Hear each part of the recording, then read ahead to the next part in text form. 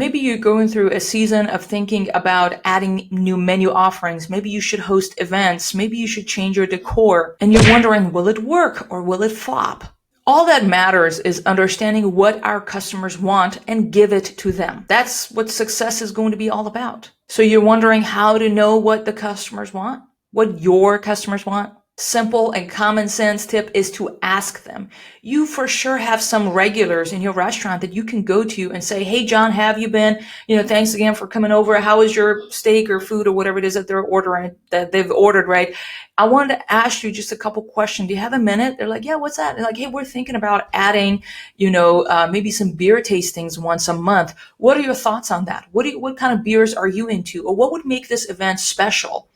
Do you currently attend any beer event tasting and stuff?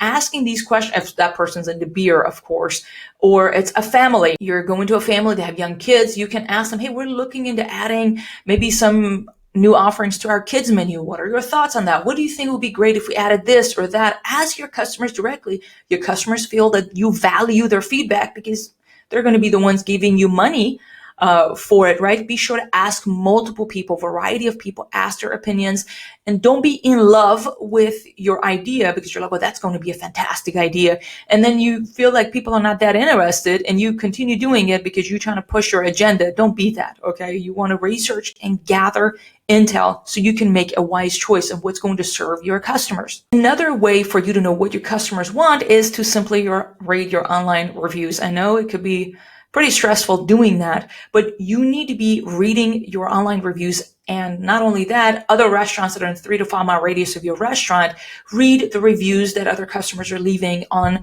those restaurants. The positive will tell you what customers like to see more of. What do they compliment your restaurant? Is it was fast, the servers were friendly, or is it the portions? I don't know. The decor, they're asking you that it was inconvenient to park. You will know what the customers compliment you or dislike about your service, about your operations, about your menu offerings. And that is going to give you insight if you should indeed add vegan options to your menu, or it's because some national news told you, oh, the vegan movement is going to be taking over the world. And you're able to see that your customers are not really asking for that as much as you are, So we can talk about this all day long, but the point I was going to bring home here is that it is critical for you and I not to have our own ideas, but rather have some ideas, but get our customers' feedback, figure out what they want, and give people what they want.